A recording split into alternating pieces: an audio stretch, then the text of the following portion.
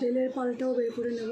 বেলটা ভেঙে নিয়েছি, এগুলো বের করে নেব, দিয়ে অল্প একটু জল দিয়ে এই পালটাকে বের করে নেব। আর তরমুজের জুসটাও বের করে নেওয়া হয়েছে। তরমুজের জুসটাও বের করে নেওয়া, যেটা বের করে নিই।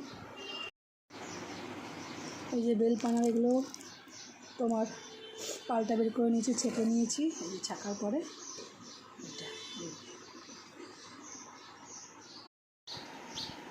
দিয়ে দেবো। বেলের পালটা রয়েছে, তার মধ্যে একটু পালটা বেলের একটু অল্প একটু পাল দিয়ে দেবো। আর দিয়ে দেবো হচ্ছে তরমুজের রস।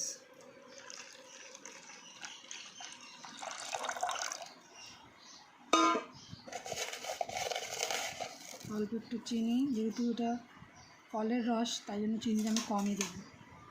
আর দেবো একটু 1 চিমটে লবণ, দিয়ে এটাকে মাখিয়ে নেব।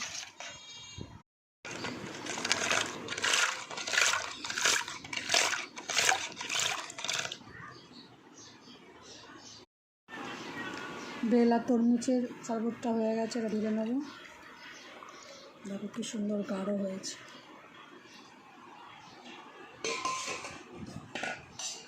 আর উপর দিয়ে দিয়ে দেবো একটুখানি আরেকটু বেল। হয়ে গেছে এটা বেলের শরবত।